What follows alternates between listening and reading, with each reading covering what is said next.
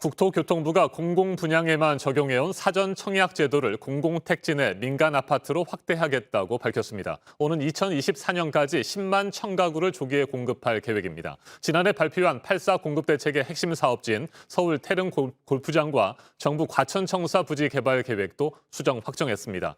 인근 주민들의 반발이 큰 태릉 골프장 부지에는 당초 계획에서 30% 넘게 줄어든 6,800가구만 짓고 과천은 청사 부지가 아닌 곳에 집을 짓기로 했습니다. 심규원 건국대 부동산학과 교수 자리에 함께했습니다. 어서 오십시오. 네, 안녕하세요. 네, 사전 청약 제도를 살펴보기 전에요. 앞서 전해드린 정치인들의 부동산 투기 관련 의혹 그리고 이에 대한 각 당의 대응에 대해서 먼저 간단히 짚어보도록 하겠습니다.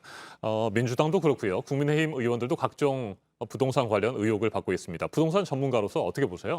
상당히 이중적 잣대가 있는 게 아닌가라 판단됩니다. 얼마 전까지만 해도 LH 사태에서는 10,000명 직원 중에 20명이 나왔거든요.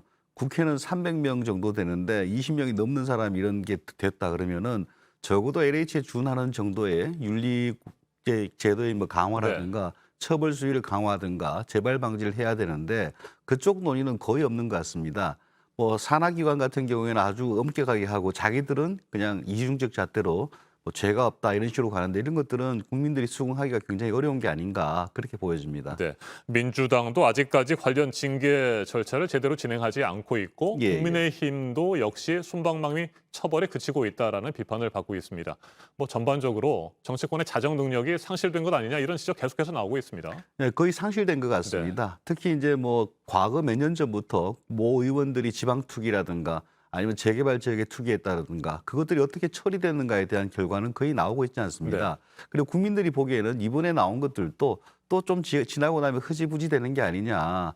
이런 것들은 전반적인 정치에 대한 불신으로 연결되고 뭐 그럴 가능성이 높아 보입니다. 네, 국토교통부가 기존의 6만 2천 가구 이외 10만 천 가구에 대해서 사전 청약 제도를 적용하겠다 이렇게 어제 발표했습니다. 예. 뭐 실제로 효과가 좀 있겠습니까? 10만 천 잡는다 예, 말이죠. 10만 천 가구는 굉장히 많은 물량입니다. 기존에 사전 청약했을 때도 뭐 9만 명이 몰릴 정도로 인기가 있었고요. 그리고 이제 우리가 1년에 보통 수도권 공급 물량이 10만 호 조금 더 됩니다. 근데 저번에 했던 거하고 이번에 합치면은 뭐 13만 호가 넘기 때문에 물량 면에서는 굉장히 긍정적이다. 그렇긴 하지만 다만 몇 년 지나서 나올 물량이고 빨라도 뭐 3, 4년 내 길면은 10년 후에 나올 물량이 아니겠는가 그렇게 보여집니다. 그리고 정부에서 이제 예상하고 있는 것들은 민간 공급하는 물량에서도 이제 좀 물량을 빼서 뭐 심리적으로 안정 효과를 주겠다라고 의도를 하고 있지만은 민간이 과연 그만큼 따라가 줄 것인가 거기에 대한 의구심이 있고 민간이 그렇게 따라가지 않으면은 뭐 사전 청약을 해주면 좋겠는데 해주지 않는다면은 정부가 예상하는 물량 자체도 좀 한계가 있는 게 아니냐라고 보여집니다. 네, 말씀을 하신 대로 말 그대로 사전 청약 제도입니다. 예. 본 청약이 아니고 그래서 실제로 집이 공급되기까지는 앞으로 굉장히 많은 시간을 기다려야 되는 상황인데 예. 현재 진행되고 있는 뭐 패닉 바잉이라고 하잖아요. 예. 집 매수 열기 이 부분을 뭐 어느 정도 좀 낮추거나 진정시킬 수는 있을까요? 없을까요? 정부에서의 기대는 이제 워낙 많은 물량을 내놓았기 때문에 심리적으로 안정이 되면은 단기적으로 안정이 되지 않겠느냐 이런 기대를 하고 있는 것 같습니다. 그렇지만 그 반대 측면에서는 최근의 집값 상승은 뭐 전세가, 뭐 임대차 3법 이것 때문에 올라간 게 크거든요. 오히려 이제 이런 사전 청약 물량은 길게는 5년, 10년 동안 전세 물량으로 남게 됩니다. 전세 수요로. 전세 수요로 더 쏠림 현상이 나타나면은 지금 단기적인 전세난에 따른 상승은 뭐 이것 효과가 거의 없는 게 아니냐라고 보여집니다. 거기다가 이제 최근에 불거지고 있는 공급 차질에 대한 우려들도 큽니다.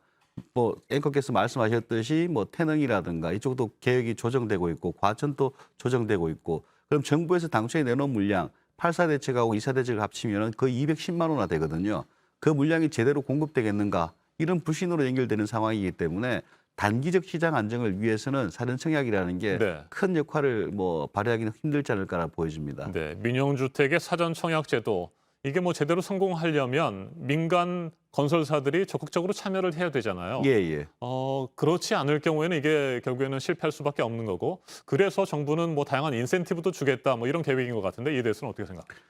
분양 시기가 굉장히 중요합니다. 분양 시기 때 허그 주택보증보험공사에서 이제 그 가격이 적절하냐 아니냐를 따지는데 주변 시세가 어느 정도 올라가 있을 때 자기가 분양하고 싶어 하거든요. 그 분양 시점 조정에 따라서 사업성 자체가 뭐 5%, 10% 이렇게 막 왔다 갔다 할 수 있습니다. 근데 정부에서 당근책으로 내놓은 것들은 뭐 미분양 났을 때 이렇게 봐주겠다라든가 아니면은 이제 향후 신규 택지를 구입할 때 이제 혜택을 주겠다라는 거 이 정도입니다. 이 인센티브하고 민간 시장에서 받아들이는 분양 시점 조절에 따른 자기 수익성 이걸 비교를 할 겁니다. 그래서 몇몇 지역 같은 경우에는 민간이 정부안을 받아들일 가능성이 크지만은 어떤 지역 같은 경우에는 수익성 차가 크다라고 판단이 되면은 정부안대로 그렇게 가지 않는 단지들도 꽤 생길 겁니다. 그래서 정부에서 추정하는 물량 자체가 100% 민간에서 나온 물량이 나올 수 있다라고 보기에는 힘들 것으로 보입니다. 네, 국토교통부가 다음 주 초에 수도권 내 14만 가구 규모의 신규 택지도 발표한다고 합니다. 뭐 결국에는 이런 계획들을 계속해서 발표를 하더라도 정부의 계획에 대한 사업에 대한 국민들의 신뢰가 중요하지 않겠습니까? 예, 특히 이제 공공주도의 사업에 대해서 정부 국민들이 신뢰도가 상당히 떨어진 것 같습니다. 뭐 부정부패도 나타나기도 시작했고, 그다음에 최근에 국회에서도 문제가 나타나고 있고, 그리고 정부에서 밝힌 공공주택의 물량 자체도 차질을 빚고 있습니다. 그래서 향후 13만 원, 14만 원 추가 물량 같은 것들도 보더라도 전체에서 큰 테두리에서는 이제 진행이 되겠지만은 세부적으로는 난항을 겪을 가능성이 높다라고 보여집니다. 네. 집값의 16%를 내면 10년 동안 살 수 있고 그 이후에 그 집을 그대로 구입할 수 있도록 하는 게 누구나 집 프로젝트라고 하는 거잖아요. 이걸 정부가 추진하겠다라고 밝혔는데 이게 과연 실효성이 있을 것이냐. 10년 뒤에 집값에 따라서 또 여러 가지 변수가 있고요. 어떻게 생각하십니까? 예, 누구나 집 같은 경우에는 틈새 시장으로서는 굉장히 가치가 있을 것입니다. 근데 이제 일반적으로 봤을 때는 우리가 10년이라서 공공에서 분양 전환하는 그것과 거의 유사하고 그리고 민간이든 공공이든 누군가 그 리스크를 부담해야 됩니다. 그렇기 때문에 뭐 전체적인 시장 주류를 좌우할 정도의 정책은 아니고 정부에서도 뭐 10,000호 정도를 얘기하고 있지 않습니까? 네. 우리가 매년 한 50만 원 이상을 공급하는데 10,000원 정도 하겠다는 것은 그냥 틈새 시장에서 그쪽 수요를 충족하겠다. 이렇게 해석하는 게 맞을 것 같습니다. 네. 끝으로 올해 하반기 부동산 시장을 전반적으로 정리를 좀 해주시겠습니까? 예, 뭐 수요와 공급 요인이 있는데 수요 측면에서는 뭐 큰 변화는 없을 것 같습니다. 그리고 공급 측면에서 큰 변화가 없고 그 말은 뭔가 하면은 앞으로 지금의 상승세가 불안하지만 연결될 가능성이 크다라고 보여지고 있고 큰 원인으로서는 이제 두 가지가 있는데 네. 하나는 금리 상승에 따른 충격입니다. 금리 상승 자체만으로는 충격을 주기에는 하반기가 좀 짧다는 느낌이 들고 있고 그 대신 이제 여와 야 대선 이제 대선 국면이 좀 강해질 텐데 여와 야가 이제 워낙 다른 얘기들을 하고 있습니다. 그게 따라서 이제 지지율에 따라 가지고 부동산 정책이 뭐 뒤집혀질 수도 있고 더 강화될 수도 있고 그에 따른 시장 불안 같은 것들이 더 지속되지 않을까라고 보여집니다. 알겠습니다.